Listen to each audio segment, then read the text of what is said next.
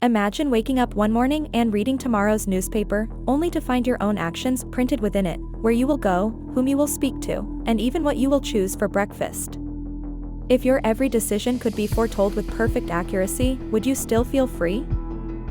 For centuries, free will has been a cornerstone of human identity, woven into scripture and philosophy alike. St. Augustine agonized over the coexistence of a knowing God and human choice, while Enlightenment thinkers enshrined liberty at the heart of moral responsibility. Yet today we face a new kind of omniscience, not divine, but digital. Our search patterns, GPS traces, political views, and even restless glances caught by surveillance can be digested by algorithms that seem to know us better than ourselves. When predictive systems can anticipate behaviors not in broad strokes, but down to our private doubts and slips, the ground beneath the idea of free will begins to shake. The logic of prediction is seductive, data becomes destiny. Modern neuroscience chips away at the spontaneity we once prized, finding that the brain's circuitry fires up seconds before we decide to act. Behavioral economists show that priming, nudging, or even the arrangement of supermarket shelves can reliably determine our supposedly free choices. Social media companies orchestrate our attention not as puppeteers, but as careful mathematicians predicting which notification or advertisement will get a click, so often with unnerving accuracy. Each refinement in prediction draws the circle tighter. In the hands of enough data and computational power, the phrase, "I couldn't help myself," risks losing all metaphor. Yet something resists. Even as we watch a video recommended by an algorithm or take a route mapped out by GPS, a voice inside insists, "I could have chosen otherwise." But what if that too is predictable, a quirk in the wet machinery of our minds? Here lies the heart of the paradox. The very sense of making an unpredictable, authentic choice could be itself a statistically inevitable pattern, waiting to be exploited by a sufficiently advanced model.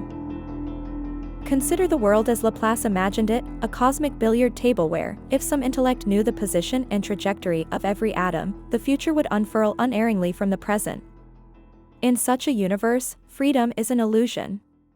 But most religions and existential philosophies rebel against this determinism, demanding a space for true agency. The Hebrew Bible has Moses set before the people the promise, "I have set before you life and death, blessing and curse. Therefore choose life." To choose is to become truly human, and without the real possibility of doing otherwise, responsibility dissolves. But what if determinism doesn't mean predestination, only that we are shaped by causes? In everyday life, causality is not an enemy of agency.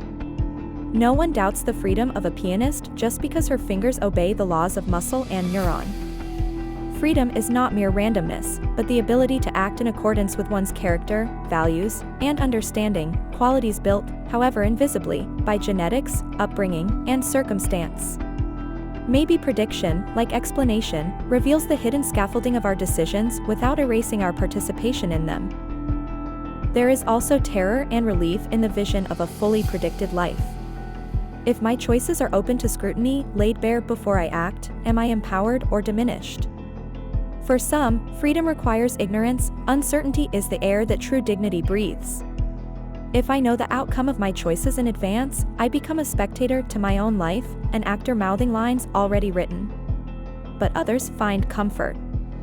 Perhaps the endless anxiety of, "What should I do?" is lessened if there is a map, a forecast, or a fateful algorithm guiding each step. This tension plays out in our moral judgments. If I could not have done otherwise, am I to blame? Our legal and ethical systems assume that choice entails unpredictability. We are responsible because there is a real fork in the road, and otherwise, that was open to us.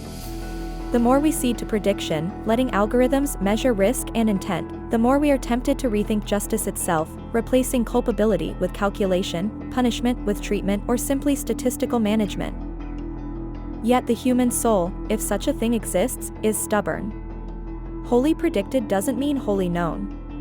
Prediction is not prophecy, it speaks in probabilities, not mandates. It shapes incentives, but cannot confer meaning. The ancient psalmist proclaimed, "You search out my path and my lying down, and are acquainted with all my ways." Even under the gaze of omniscience, the psalmist does not lose dignity or agency, but finds sustenance in being seen, mysteriously, perhaps paradoxically, both transparent and free. In the end, we are caught in a double movement. The more predictable we are, the less free we seem, yet all of us crave to be understood, anticipated, even loved for who we are. What happens to free will when every behavior can be predicted? Perhaps the secret is this: so long as we can ask the question, resist the prediction, or feel the press of choice, free will flickers on, a stubborn candle, refusing to be snuffed out, no matter how cold the calculus becomes.